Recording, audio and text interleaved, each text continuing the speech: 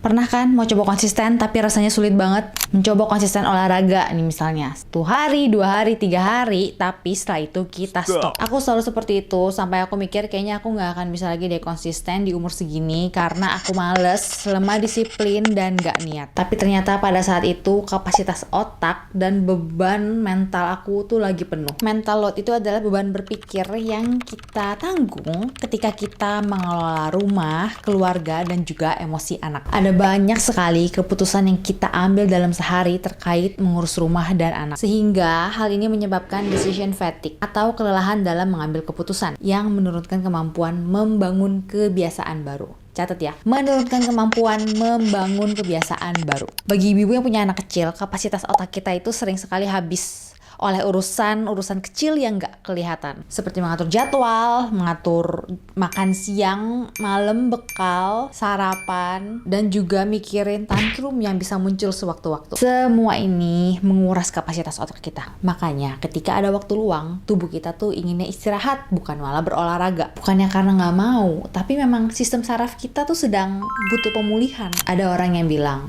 pasti bisa asal niat dan juga dipaksa untuk berolahraga. Iya betul, tapi sekali lagi mental load orang berbeda-beda. Pertama, mental load orang berbeda, kapasitas orang berbeda, dan juga stress level tiap orang itu berbeda-beda. Dan ini yang berpengaruh ke pengambilan keputusan aktivitas harian kita. Kalau aku sendiri, ternyata aku bisa masukin kebiasaan baru yaitu berolahraga ketika fase tantrum anak aku tuh sudah lewat. Karena itu kayak beban berat yang diangkat dari otak aku gitu. Jadi otak aku tuh punya space kosong untuk aku masukin kebiasaan baru yaitu berolahraga. Jadi kalau kamu kesulitan untuk bangun kebiasaan baru, bisa jadi otak kamu ngasih sinyal kalau beban mental kamu tuh masih terlalu berat untuk saat ini. Dan itu bukan berarti kamu males ataupun lemah disiplin. Tapi lagi-lagi kayaknya untuk belajar konsistensi dan juga kebiasaan baru ini butuh refleksi ke dalam diri kamu sendiri juga. Apakah benar kamu mengalami mental load karena pekerjaan rumah? Ataukah stres karena di pekerjaan? Kurang motivasi, mungkin jarak dengan tempat olahraga. Banyak sih ya yang bisa dicari tahu apa aja sih hambatan yang kamu alami untuk memasukkan kebiasaan baru nih di aktivitas kamu. Tapi memang